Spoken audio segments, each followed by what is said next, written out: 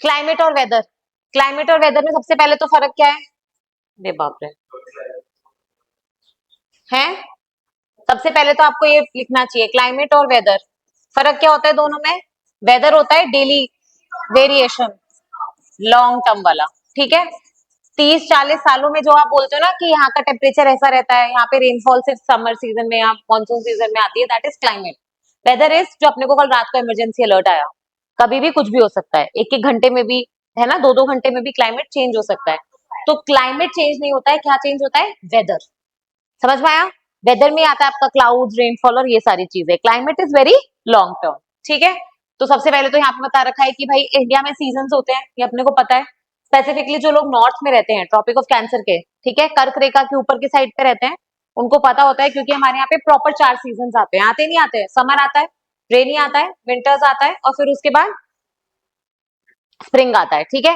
तो ये 4 सीजन हमें दिखते हैं कि पतझड़ हुआ, फूल वापस आए, समर आया, ये वाला। जो लोग नीचे की साइड पे रहते हैं, कभी बॉम्बे में आपने किसी को देखा है स्वेटर पहनते हुए? नहीं। चेन्नई में देखा है? नहीं। क्यों? क्योंकि वहां पे सी का मॉडरेटिंग इफेक्ट आता है। और दूसरी चीज, अपन ने जब वो पढ़े थे, ये सारे लैटिट्यूड्स, मैंने आपको बोला था कि मोस्टली जो ये इक्वेटर के आसपास होंगे, वहां पे क्लाइमेट एक जैसा ही रहता है, ठीक है। वहां पे फिक्स है कि एकदम इक्वेटर पे क्या होता है, क्योंकि गर्मी ज्यादा पड़ती है तो ठंड आने का कोई चांस होता नहीं है। सी के आसपास के इलाके मॉडरेटिंग इफेक्ट रहता है। तो इसीलिए इंडिया में भी जो रीजन्स बिल्कुल नीचे है पेनिनसुलार के आसपास, वहां पे आप देखोगे कि आपको सीजन महसूस नहीं होते। मुंबई, चेन्नई, यहाँ पे कोई सीजन नहीं आते हैं, ठीक है। बट वहीं अगर आप सपोज पेनिनसुलर इंडिया, यहाँ पे ये मुंबई है, नागपुर आता है अंदर की तरफ, नागपुर में जाओगे तो सीजन है। समझ में आया? नागपुर में जाएंगे तो सीजन है, 4 सीजन वहां प्रॉपर आते हैं। नागपुर में भी लोगों के पास ठंडे कपड़े ये सब होता है। क्यों? क्योंकि हाँ, यहाँ पे था मॉडरेटिंग इफेक्ट, याद आ रहा है, अपन ने पढ़ा है ये। और यहाँ पे था कॉन्टिनेंटैलिटी इफेक्ट, पढ़ा है अपन ने। सी के आसपास क्या होता है? Moderating effect. क्यों? क्योंकि सी ब्रीज अगर चलती है दिन में तो टेम्परेचर इक्वलाइज हो जाता है। पर नागपुर में ऐसा होगा क्या? नहीं, क्योंकि वो इंटीरियर्स में है। तो उसको क्या बोलते हैं? कॉन्टिनेंटैलिटी इफेक्ट। और इसको क्या बोलते हैं? Moderating effect. मॉडरेट कर दिया टेम्परेचर। क्लियर है ये चीज? ये अपन ने पहले भी पढ़ी है, जस्ट एक बार रिवाइज करवा रही हूँ। अब ये तो तुम्हारे पढ़ने का काम है, इसको देख लेना। अब ये जो लाइन है ना, ये आई थी मेंस का क्वेश्चन, ये था मेंस का question.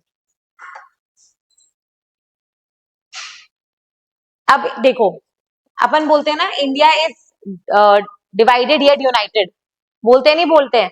India is diverse yet United, United in diversity.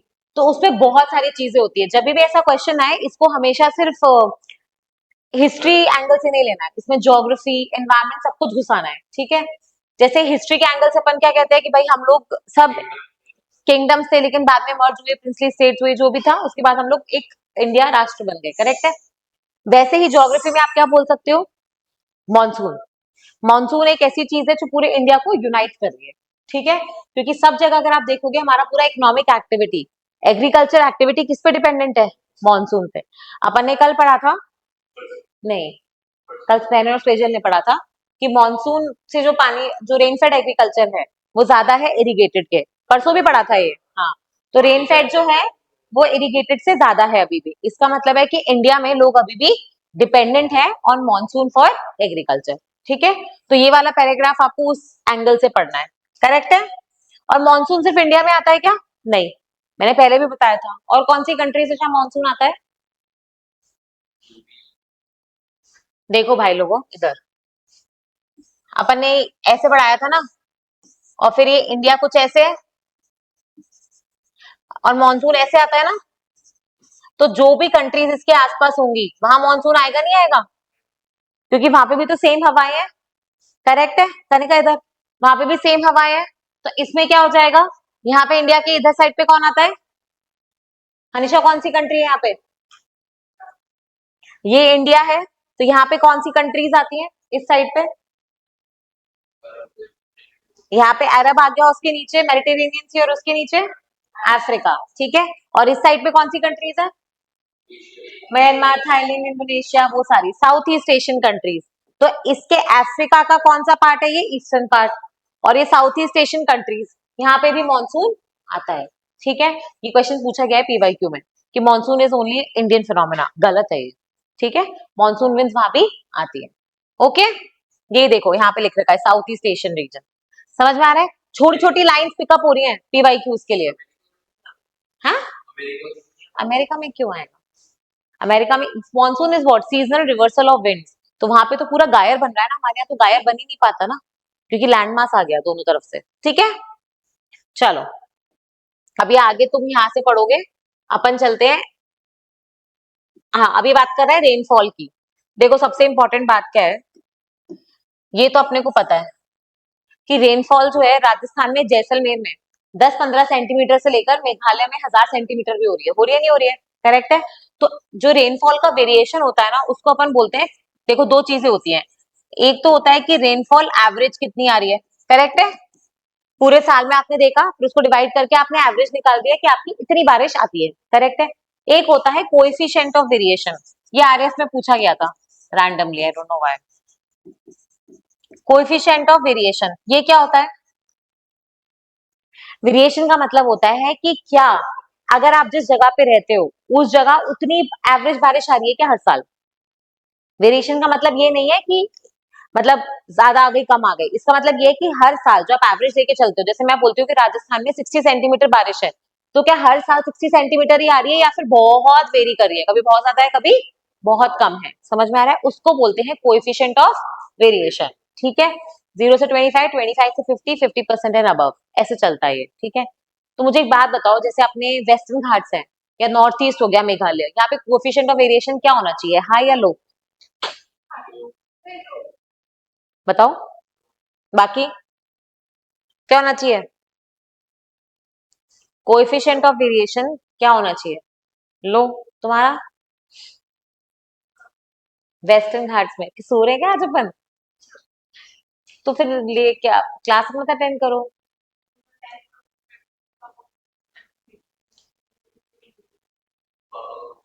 अरे कोई बात नहीं, हेड डाउन कर लो, सो जाओ। इतना चॉकलेट है मेरे पास शायद, एक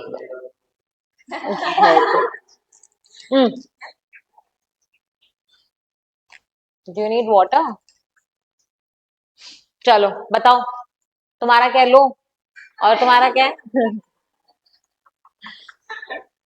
तुम्हारा क्या है? लो। नहीं, ऐसे चेंज नहीं कर सकते, एक डिसाइड करो।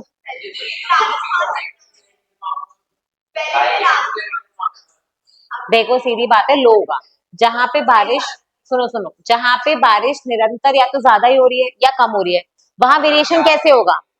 वहां वेरिएशन, वेरिएशन मतलब क्या होता है? ऊपर नीचे ऊपर नीचे, या तो तुम बिल्कुल हाई जा रहे हो या बिल्कुल लो जा रहे हो। ठीक है, तो वहां पे कोएफिशिएंट ऑफ वेरिएशन कैसा होगा? कम। समझ में आया? तो यहाँ पे कोएफिशिएंट ऑफ वेरिएशन, इसको वर्ड को लिख लो अपनी कॉपीज में। ये एनसीईआरटी नई वाली एनसीईआरटी से छोड़ा दिए ये सारे टर्म्स, पता नहीं तुम लोग पढ़ोगे क्या नहीं एनसीईआरटी में, समझे ये नहीं पता, कहानियां बनाई है उन्होंने, सब गायब कर दो।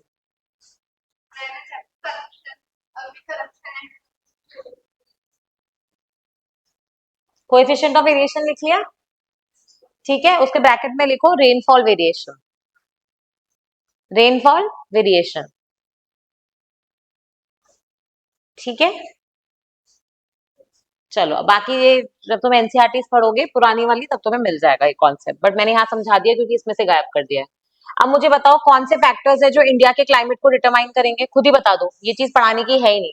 Factors determining climate of India, बताओ कौन से फैक्टर्स है जो तुम्हें लग रहा है यार इंडिया के क्लाइमेट को डिसाइड करते हैं? पोजीशन किसके रिस्पेक्ट में?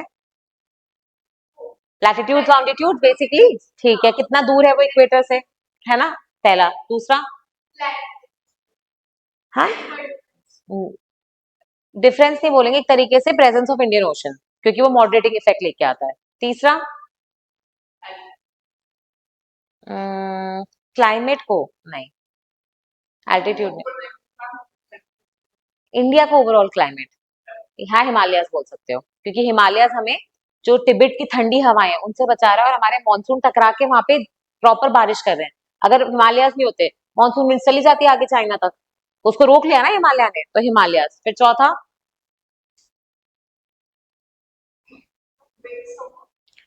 वेरी गुड, विंड्स, क्योंकि विंड्स भी इम्पैक्ट करती हैं, विंड्स का ही रिवर्सल हो रहा है जिस वजह से मॉनसून आता है। फिर और बताओ, वो तो हो गया ओशन वाला, और बताओ। देख के बोल रहे हैं बच्चे हैं। मेजरली फैक्टर्स यही रहते हैं, लैटिट्यूड, लॉन्गिट्यूड, एल्टीट्यूड, जैसा बोल रहे हैं हाइट, क्योंकि ऑब्वियसली आगरा और दार्जिलिंग सेम लैटिट्यूड पे हैं, लेकिन दार्जिलिंग में ठंड रहती है और आगरा में गर्मी रहती है। क्यों? क्योंकि एल्टीट्यूड ज्यादा है। पर हिमालयास का प्रेजेंस हो जाएगा। फिर आप ट्रॉपिक ऑफ कैंसर के पास हो, तो आपको पता है कि अगर आप ट्रॉपिक ऑफ कैंसर से ट्रॉपिक ऑफ कैप्रिकॉर्न के बीच में हो, तो सन एक बार ओवरहेड होता ही होता है। ठीक है, तो ये कुछ फैक्टर्स होते हैं जो आपके क्लाइमेट डिटरमाइन करते हैं। देख लो, पहला लैटिट्यूड है, आपका प्रेजेंस कहाँ पे है, वो सब। आप ट्रॉपिकल जोन में आते हो, ट्रॉपिकल, टेम्परेट और फ्रिजिड याद किया था ना, तो अपन कौन से जोन में आता है, नीचे वाला हिस्सा ट्रॉपिकल, ऊपर वाला टेम्परेट। ठीक है, फिर वैसे ही distribution of land and water, क्योंकि मॉडरेटिंग इफेक्ट होगा सी का, करेक्ट है। हिमालय माउंटेन्स, फिर अपना डिस्टेंस फ्रॉम सी क्यों है, क्योंकि जैसे नागपुर और मुंबई का डिफरेंस ऑलमोस्ट सेम लैटिट्यूड पे है, लेकिन नागपुर अंदर की साइड है, तो क्या होता है, सी का मॉडरेटिंग इफेक्ट नहीं होता है, करेक्ट है। फिर उसके बाद एल्टीट्यूड हो गया, और फिर रिलीफ। रिलीफ का मतलब क्या होता है, रिलीफ का मतलब क्या होता है? नहीं, रिलीफ वो वाला पेन रिलीफ नहीं बात कर रही हूँ, relief in terms of geography.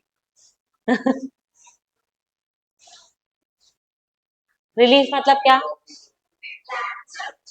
Landforms, आप प्लेट्यू रीजन हो, प्लेन हो, माउंटेन रीजन हो, क्योंकि वो अल्टीमेटली डिसाइड करेगा आपके यहाँ पे प्रेशर कैसा रहेगा, आपके यहाँ विंड्स कैसी ब्लो करेगी, है ना, टेम्परेचर कंडीशंस क्या रहेंगी।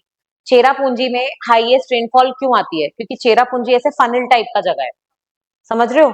तो एक बार क्लाउड फंसा तो पूरा पानी बरसाए बिना जा ही नहीं सकता। वही अगर प्लेन एरिया होता तो सरसर करके निकल जाता ना, तो बारिश होती क्या इतनी? नहीं। So there is a relief feature that is involve when you decide about the climate of any place. ठीक है, तो ये हो गए फैक्टर्स। अब आईटीसीजेड अपन ने पढ़ा था ना,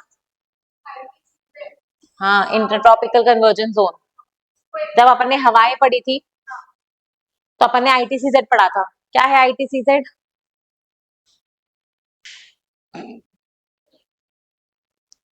अरे यार, तुम लोग भूल कैसे जाते हो? इधर देखो, ये 0 डिग्री था, फिर याद है अपन ने प्रेशर बेल्ट बनाई थी, ये ऐसे करके, फिर अपन ने वो एरो बनाना सीखा था, ट्रेड विंड्स, फिर यहाँ पे वेस्टर्लीज, फिर यहाँ पे ईस्टर्लीज। याद आ रहा है क्या कुछ? ऐसे हवाएं बनाई थी, फिर जहां पे ये मिलती थी फिर वहां से राइज करती थी, अंदर आती थी, नीचे आती थी, लो प्रेशर हाई प्रेशर बनता था। बनाया था ना, सेल्स बनाए थे, फेरल, हैडली, पोलार, याद आ रहा है? तो वहां पे मैंने बोला था कि जहां पे ये दोनों मिलती है हवाएं, उसको क्या बोलते हैं? Inter tropical convergence zone. क्या बोलते हैं? ITCZ, very very important. क्या बोलते हैं इसको? आईटीसीजेड लिख लो, inter tropical convergence zone, heading डालो।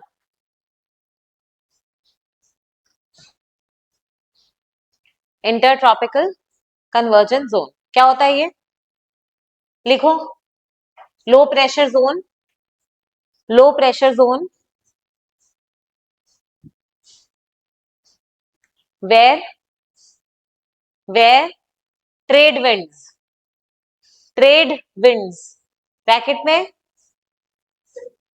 North east and south east, north east and south east converge.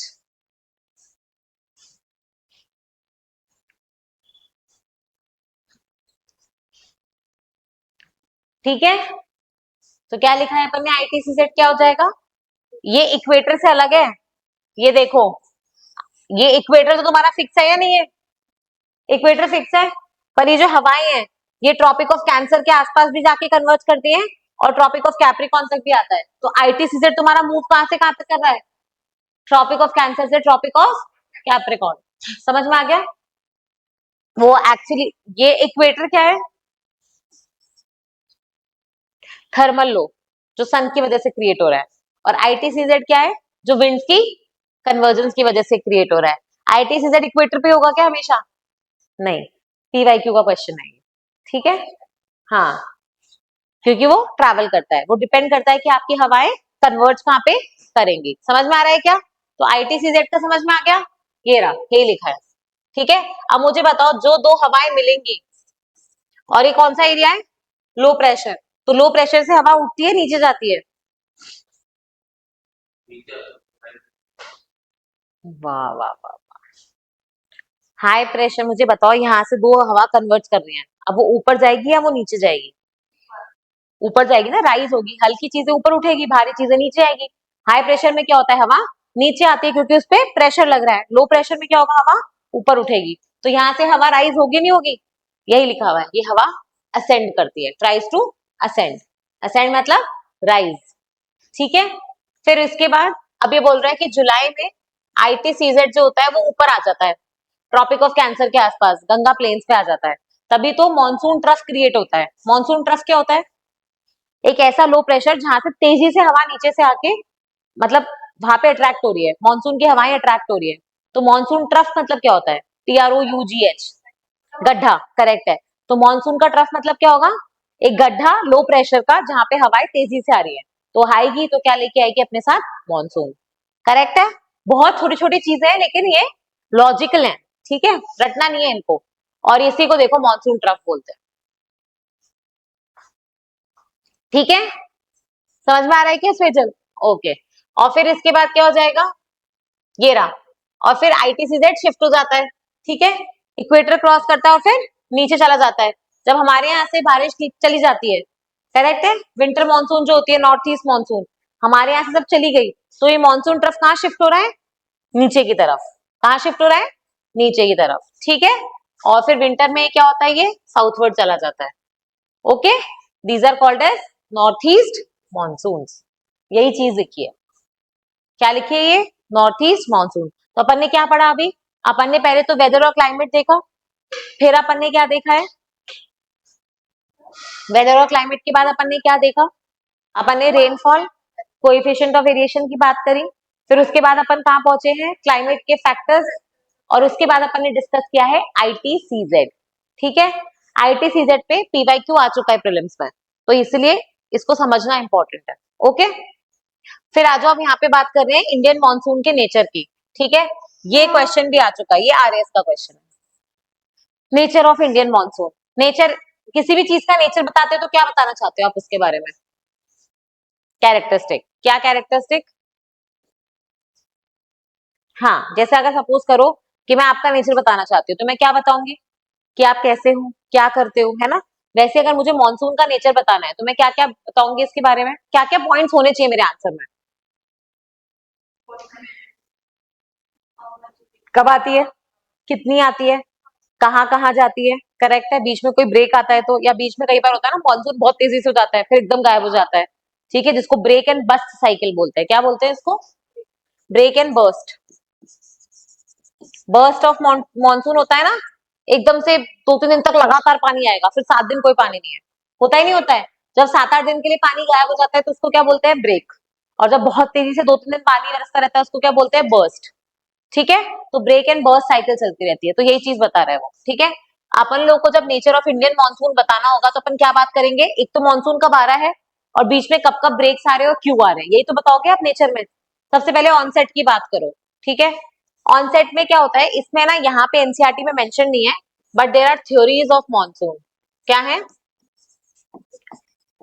देखो ये अभी तक कहीं पूछा नहीं गया है, मैं तुम्हें बस ऊपर ऊपर से बिना साइंटिस्ट के नाम दिए सिर्फ बता देती हूँ कि थ्योरीज में क्या क्या है।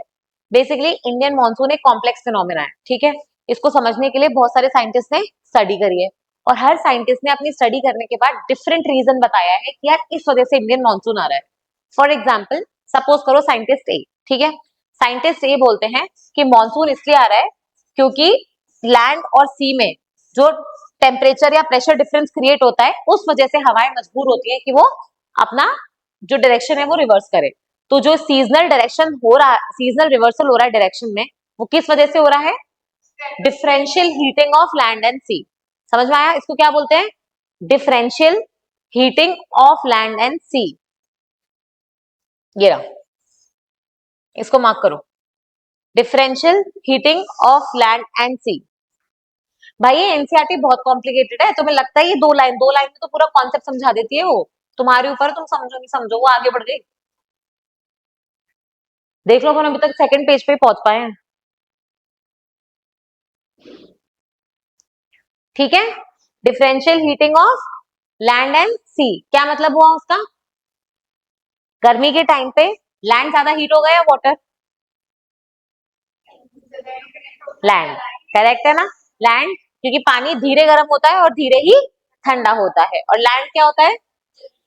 जल्दी गर्म होता है और जल्दी ठंडा होता है। तो मुझे बताओ कि सपोज अगर मैं दिन की बात कर रही हूँ, तो दिन में लैंड का टेम्परेचर क्या होना चाहिए? अगर सपोज लैंड का टेम्परेचर 25 है, तो पानी का टेम्परेचर क्या होगा?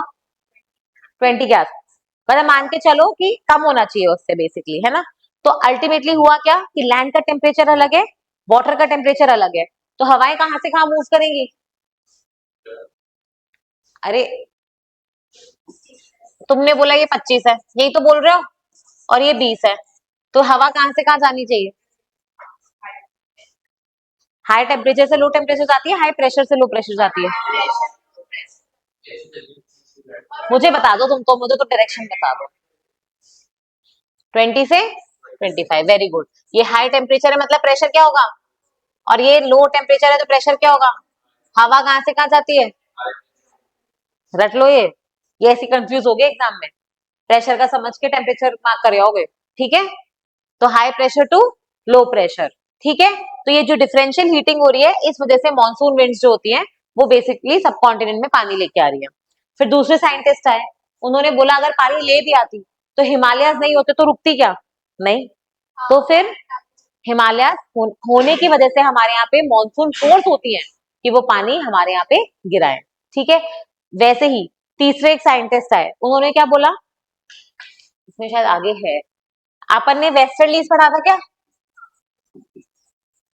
क्या थी?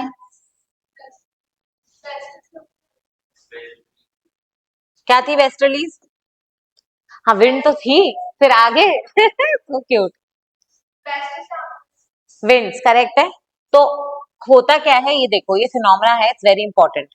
अपने यहाँ पे जब विंड्स आती है ना, ये सॉरी, जब भी मॉनसून आता है, तो दो हवाएं हैं, एक है अपनी वेस्टर्लीज और एक है सब ट्रॉपिकल ईस्टर्ली जेट स्ट्रीम। एक तो है वेस्टर्लीज, ठीक है, एक है सब ट्रॉपिकल ईस्टर्ली जेट स्ट्रीम। सुनो, ये आगे है, इसमें डायग्राम भी है। तो ये वेस्टर्लीज और सब ट्रॉपिकल ईस्टर्ली जेट स्ट्रीम का एक बिहेवियर पैटर्न है, अगर वो फॉलो नहीं होता तो इंडियन मॉनसून नहीं आता, ये ऐसा एक साइंटिस्ट ने कहा। ठीक है, फिर चौथे साइंटिस्ट ने क्या कहा, अल्टीमेटली मॉनसून कहां से आ रही है? यहाँ से, तो इसका मतलब यहाँ पे कहीं हाई प्रेशर होना चाहिए, नहीं होना चाहिए? तो यहाँ पे बनता है इंडियन ओशन में एक मैस्करीन हाई, क्या बनता है? अफ्रीका के पास, ये जैसे तुम्हारा अफ्रीका है, यहाँ पे मेडागास्कर है, यहाँ पे बनता है कहीं मैस्करीन हाई। ठीक है, वो बोल रहा है कि मॉनसून आई इसलिए रही है क्योंकि यहाँ पे मैस्करीन हाई है। ठीक है, तो ऐसे अलग अलग साइंटिस्ट ने मिलके अलग अलग चीजें कही कि मॉनसून आ क्यों रहा है। क्या पढ़ रहा है अपन? मॉनसून आ क्यों रहा है और डिफरेंट साइंटिस्ट ने क्या क्या कहा है, और अल्टीमेटली हमने क्या कहा, सब मिला लो, सबकी वजह से मॉनसून आ रहा है। ठीक है, क्योंकि monsoon is a very complex phenomena, very very very complex phenomena. ठीक है, मल्टीपल पॉइंट्स है, एक भी पॉइंट इसमें गड़बड़ा जाता है ना, तो मॉनसून समझ में नहीं आता कि क्या हो रहा है। करेक्ट है? चलो, तो अपन अब यही चीज पढ़ रहे हैं कि ये जो ऑनसेट ऑफ मॉनसून है उसके रीजंस क्या क्या है।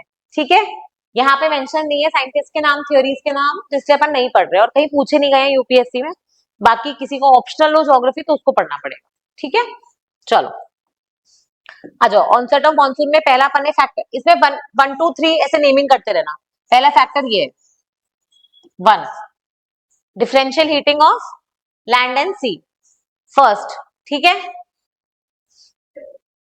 हम्म, ये तो अपन ने देख ही लिया कि बेसिक ट्रॉपिक ऑफ कैंसर के ऊपर जब सन गिरेगा, समर सीजन में ट्रॉपिक ऑफ कैंसर पे होगा ना सन, कर्क रेखा पे होगा, तो बहुत ज्यादा हीट होगी। हीट होगी तो यहाँ पे टेम्परेचर हाई होगा, तो प्रेशर कैसा रहेगा? वही लिखा है, intensely heated creates a low pressure, और उस लो प्रेशर की वजह से क्या होता है कि वाटर से जो हवाएं होती है वो अट्रैक्ट होके इक्वेटर क्रॉस करके, देखो अल्टीमेटली हो क्या रहा है, इधर देखो, ये इक्वेटर, ये ट्रॉपिक ऑफ कैंसर, इंडिया कुछ ऐसे है, करेक्ट है? और अपने यहाँ मानसून यहाँ पे जनरेट, देखो यहाँ पे कौन सी ट्रेड विंड्स थी? साउथ ईस्ट, करेक्ट है? नॉर्थ साउथ ईस्ट वेस्ट, तो साउथ ईस्ट करेक्ट है क्या? ओके।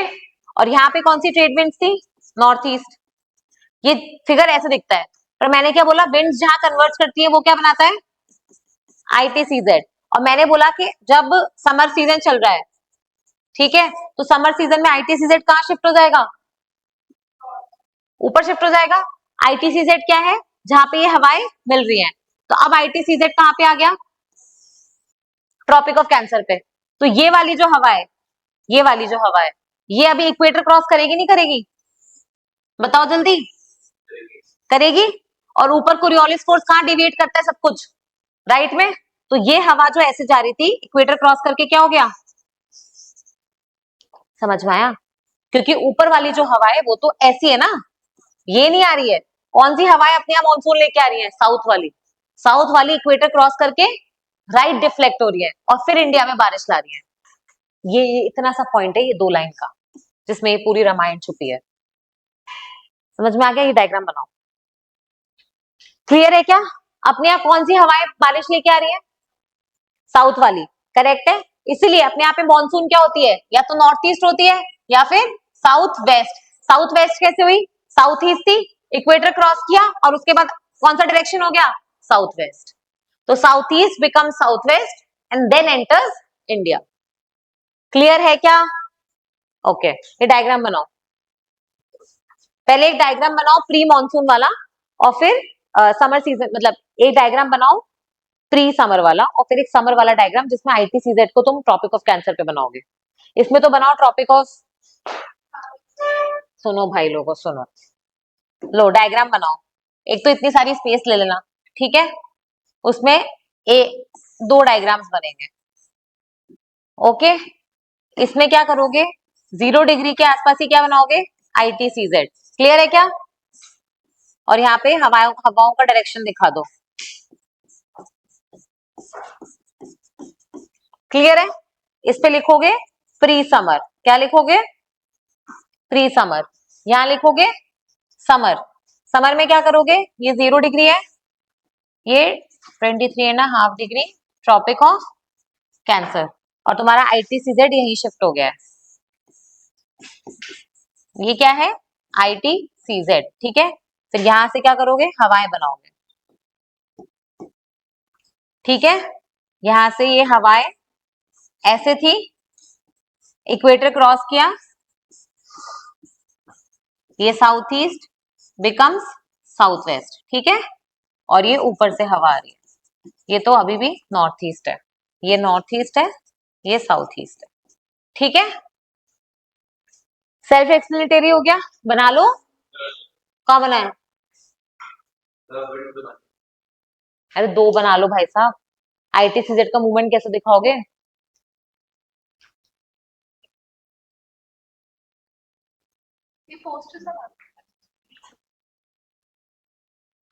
देखो 2 लाइन लिखी है, बस ये 2 लाइन को समझने के लिए ये चाहिए।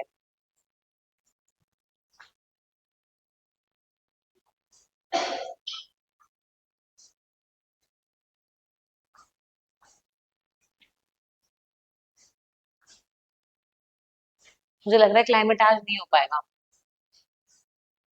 है ना? रियलिस्टिक गोल, ठीक है, बाकी लोग भी बना लो। तो कल तो फिर मैथ्स में भी बच्चे बहुत कम होंगे। मैथ्स में भी? हाँ, लग ही रहा था मुझे, क्योंकि यहाँ के बच्चे भी तो वहां ऐड होते हैं।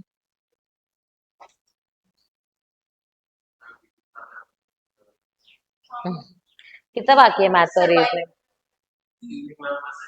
रीजनिंग में क्या चल रहा है अभी? कौन सा चैप्टर है? क्या क्या चल रहा है? ओ कंप्यूटर वाला, 01 लॉजिक वाला।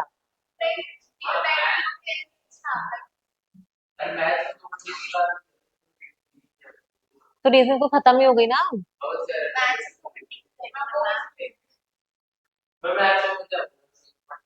मैथ्स में कितना रह गया?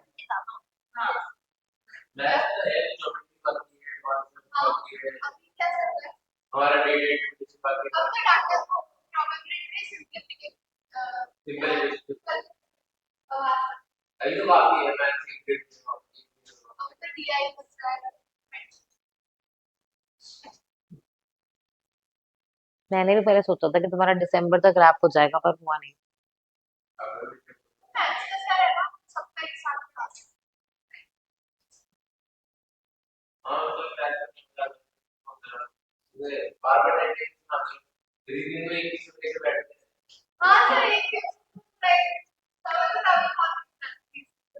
तो रीजनिंग है भी तो क्या, इसमें सीटिंग अरेंजमेंट्स वगैरह होंगे, वो क्वेश्चंस भी तो कितने लंबे होते हैं।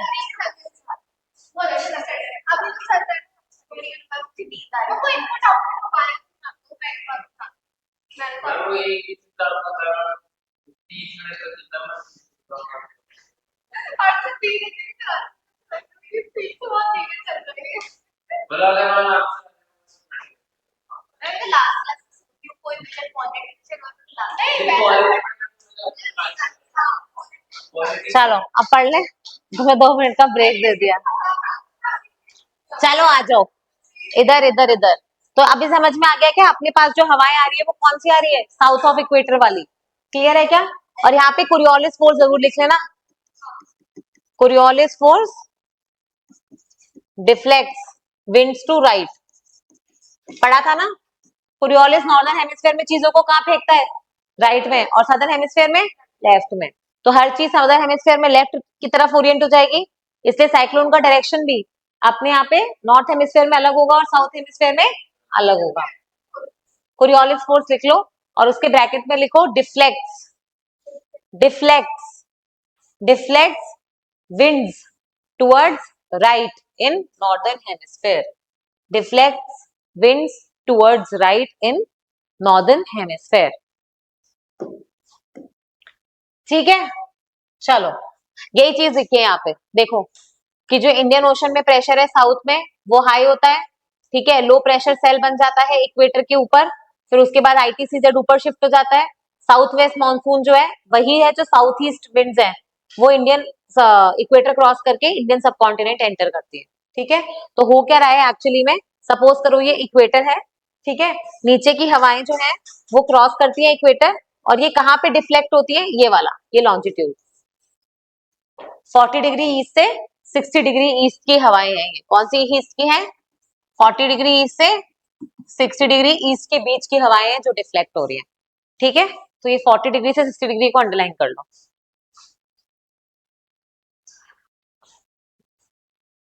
क्लियर है? चलो आ जाओ फिर।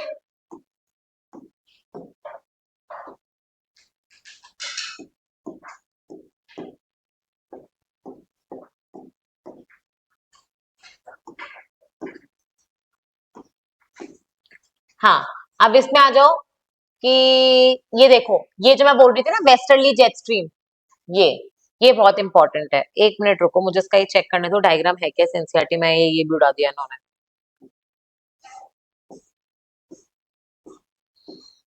सच में उड़ा दिया यार, नहीं है।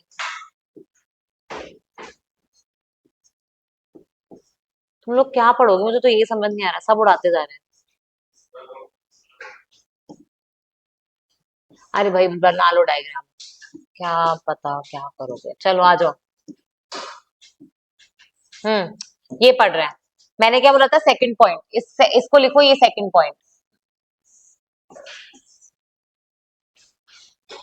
बेसिकली एक वेस्टर्ली जेट स्ट्रीम आती है, अगर वो ऊपर नहीं गई हिमालयास के तो बारिश नहीं होगी। समझ में आ गया? तो पहला पॉइंट तो क्या था, differential heating of land and water. दूसरा पॉइंट क्या हो गया, withdrawal of westerly jet stream from Indian land mass. ठीक है, अगर ये नहीं हटी तो बारिश नहीं होगी, क्योंकि प्रेशर कंडीशंस नहीं बैठेंगी। ठीक है, तो सेकंड पॉइंट ये है। ओके, तो इसमें क्या होता है ये देखो, बेसिकली इसमें होता क्या है कि जैसे जब इंडियन मॉनसून आने का टाइम होता है ना, एक अपने यहाँ पे ये वेस्टर्ली जेट स्ट्रीम फ्लो करती है। ठीक है, जब इंडियन मॉनसून आने वाली होती है ना, इधर देखो, ये क्या करती है, ये ऊपर चली जाती है। कहाँ चली जाती है, ऊपर। ठीक है, ये ऊपर जाएगी तो इंडियन मॉनसून आएगी। अगर ये नहीं गई तो इंडियन मानसून नहीं आएगी। तो ये सेकंड पॉइंट ये लिखा है कि विड्रॉल जो हो रहा है ना वेस्टर्ली जेट स्ट्रीम का, उसकी पोजीशन से ऊपर की तरफ, ठीक है। ये एक तो ये हो गया। ये तीसरा पॉइंट है ये वाला, एक मिनट, तीसरा पॉइंट है ईस्टर्ली जेट स्ट्रीम वाला। ये आएगी तो बारिश आएगी। वेस्टर्ली जेट स्ट्रीम जाएगी, तो इसके आगे वेस्टर्ली जेट स्ट्रीम के आगे सामने तो लिख दो जाएगी, और इसके आगे लिख दो आएगी। क्लियर हो गया? वेस्टर्ली जेट स्ट्रीम जाएगी और ईस्टर्ली जेट स्ट्रीम आएगी, तब बारिश आएगी। ठीक है, वेस्टर्ली जेट स्ट्रीम को जाना पड़ेगा, ईस्टर्ली वाली को आना पड़ेगा। ठीक है, पोशंबा भाई पोशंबा है। चलो, तो इसमें कैसे हो जाएगा? तो अपन फिर से इसमें डायग्राम बना सकते हैं। इस वाले पॉइंट का कैसे बनाओगे? ये सब मेंस में हेल्प करेगा तुम्हें। कैसे बनाओगे? एक फिर से बनाओगे प्री समर वाला, और एक बनाओगे समर या मॉनसून सीजन वाला। इसमें क्या लिखोगे? ठीक है, एक मिनट। अब इसमें देखो, एक तो पहले यहाँ पे क्या आता है? ट्रॉपिक ऑफ कैंसर, करेक्ट है क्या? है ना? ठीक है। अब यहाँ पे प्री समर में क्या है? यहाँ पे कौन सी विंड है? Westerly jet stream. ठीक है, अब इसमें क्या हो जाएगा? इस डायग्राम में तुम्हारा ऑनसेट ऑफ मॉनसून, और उसमें ये हवाएं क्या चली गई? Westerly jet stream. बनाओ ये डायग्राम, या ऐसे डायग्राम्स बनाना सीख लो अपने आप टेक्स्ट पढ़ के।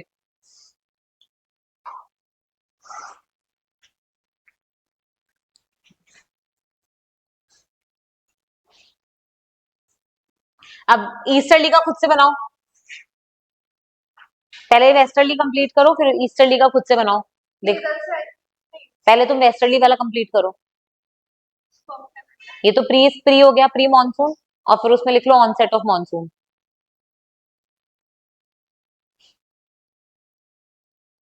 अब इसमें विंड बनाओ मॉनसून वाली, और ऊपर से उसको ऊपर उड़ा दो।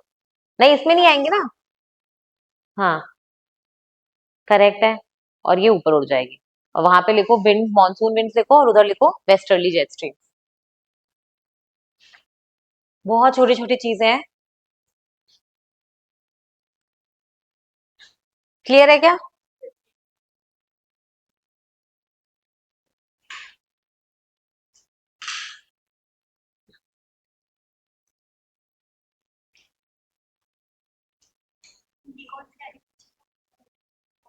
ये तो ऑनसेट ऑफ मॉनसून, बनाओ इसको ऑनसेट ऑफ मॉनसून।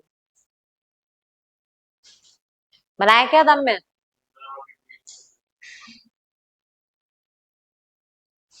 देखो, इंडिया बनाने के लिए ये क्या, इधर देखो, अरे फिर से कलर चेंज नहीं हुआ।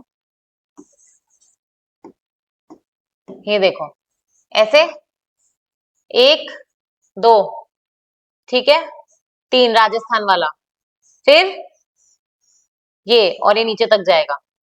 क्लियर है क्या? ये ऊपर में तो दिक्कत आती है, कितनी बार घुंडिया घुमानी है? एक, दो, तीन, तीन बार घुमानी है। कितनी बार घुमानी है?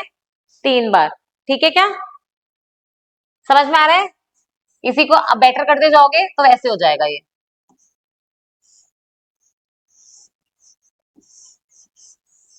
समझ रहे हो आप? वो तो कितना आर्टिस्टिक हो जाओगे। अल्टीमेटली घुमाना कितनी बार है? तीन बार।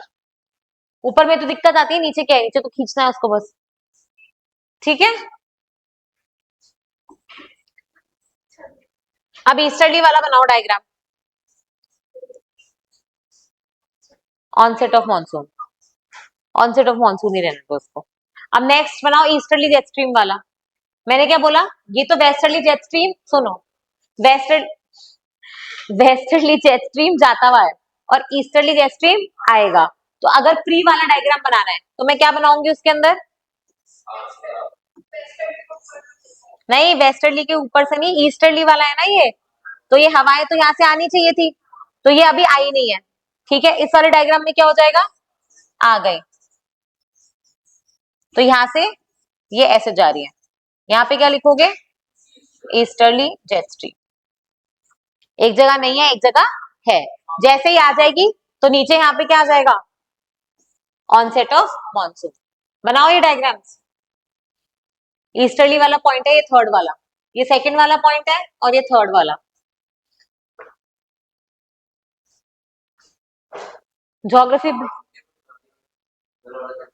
इधर वाले में देखो, इधर वाले में एक घुंडी, ये दो घुंडी, फिर ये ऐसे नीचे जाएगा, ठीक है, ये ऐसे ये जाएगा, फिर ये सिक्किम वाला, अब वो आगे नहीं पहुंच पा रहा, रुको,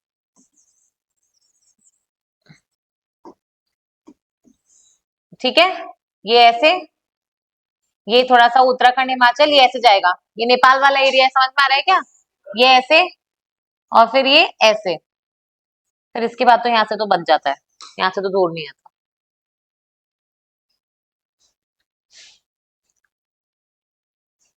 टेंटेटिव प्लेसमेंट सही होना चाहिए, सिक्किम तुम्हारा यहाँ नहीं आ जाना चाहिए।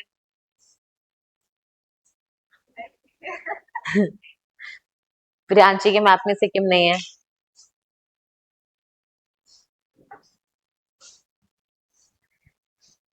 सिक्किम बकायदा इंडिया का पार्ट बना है 1975 में, ऐड हुआ है। चले, वहां पे कौन सी डायनेस्टी थी, चोग्याल, रेफरेंडम हुआ था वहां पे, उन्होंने डिसाइड किया कि हमें इंडिया का पार्ट बनना है, and thank God they became such a beautiful state it is.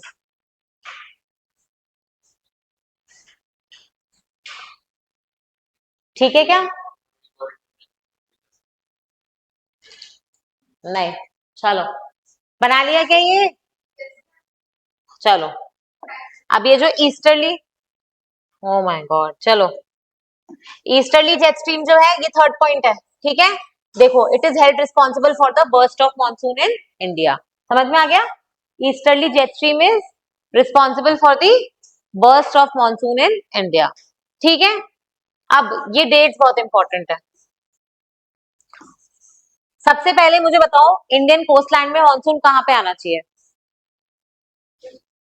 सबसे पहले कहाँ हाइट होगा, मॉनसून सबसे पहले कहाँ आता है, नीचे, कहाँ, कहाँ, केरला के भी नीचे क्या है,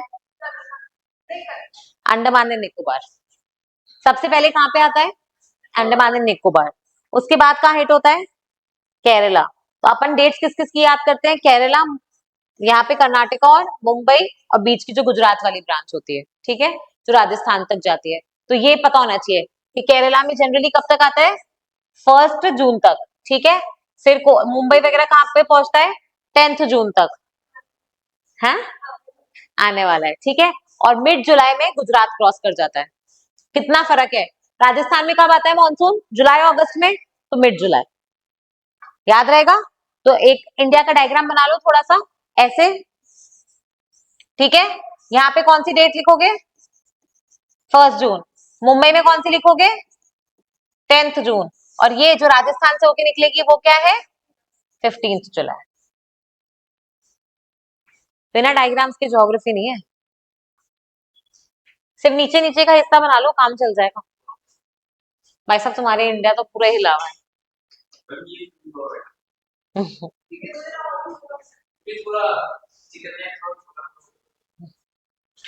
तुम पहले रिलेटिव साइज सही बनाओ, अरे कोई बात नहीं, उसमें से नीचे का ही तो दिखाना है, नीचे वाला पोर्शन ही तो,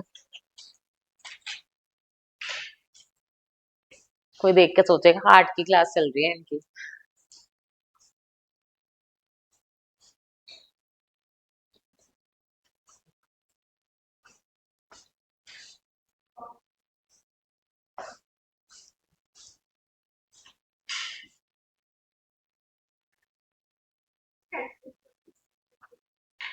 क्या हो, चलो ठीक है, ये क्या है, ये मॉनसून के डेट्स, ऊपर हेडिंग तो डालो, डायग्राम विदाउट मॉनसून, क्या वो बचपन में मैम बोलती थी ना, 15 क्या यूनिट्स, घोड़े भैंस हाथी क्या, ठीक है, नहीं, ब्रेक इन मॉनसून, कोई बात नहीं, लास्ट है ये ब्रेक इन मानसून, फिर खत्म कर देंगे। फिर मैं ये तो मैं कल खींच दूंगी कोल्ड वेदर और ये सब। ब्रेक इन मानसून, तुम लोग के एग्जाम पता लगे तो मैं भी जाऊँ घूमने। चलो ब्रेक इन मानसून। भाई साहब मुझे कंप्लीट कराना है अभी।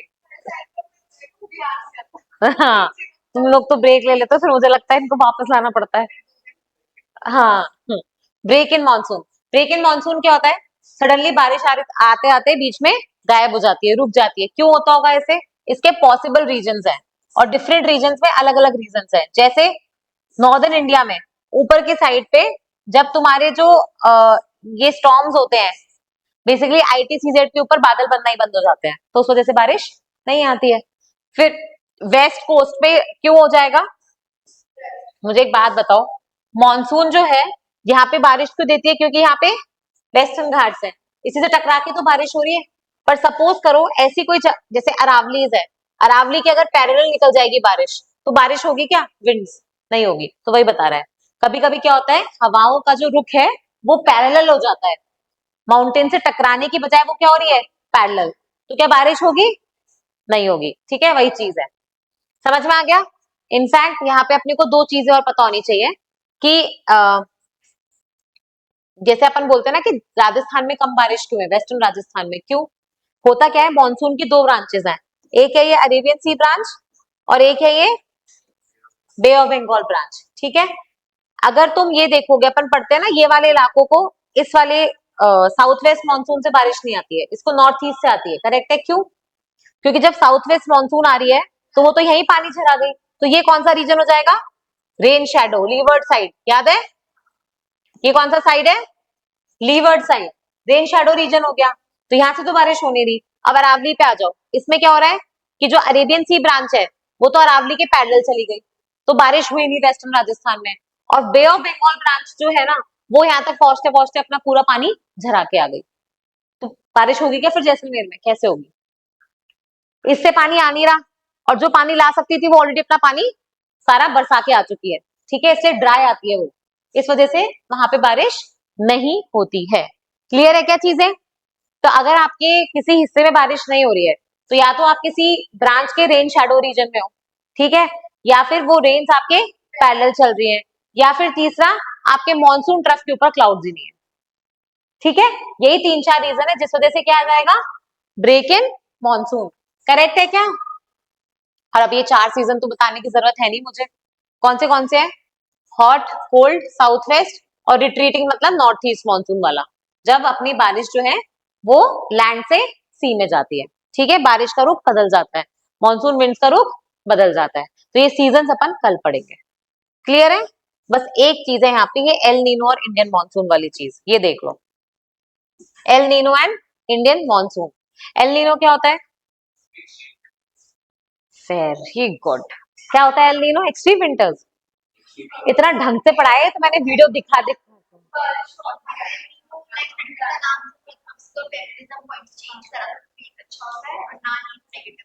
उल्टा बोल रहे।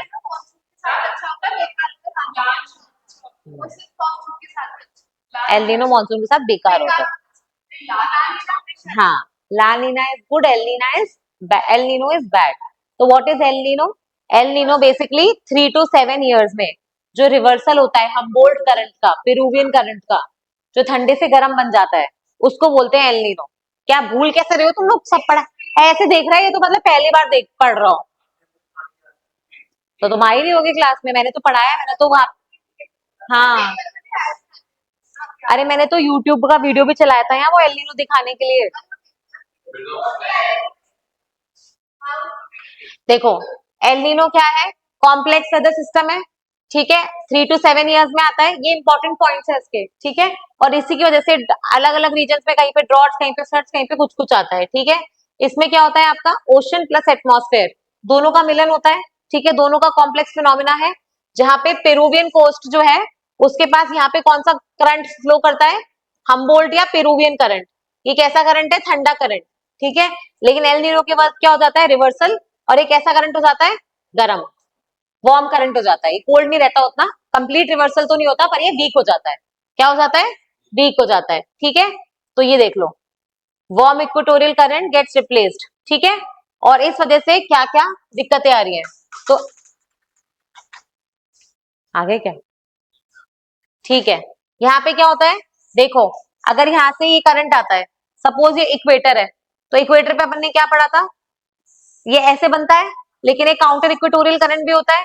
और मैंने बोला था कि जब ये वीक पड़ जाता है तो ये वाला करंट स्ट्रांग हो जाता है, ठीक है। तो ये वाला करंट क्या कर रहा था, पानी यहाँ लेके जा रहा था, गर्म पानी।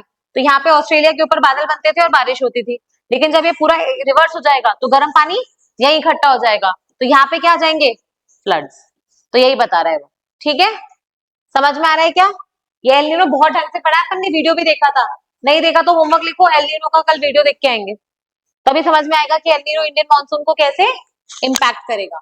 क्लियर है क्या, चलो तो आज की क्लास ओवर।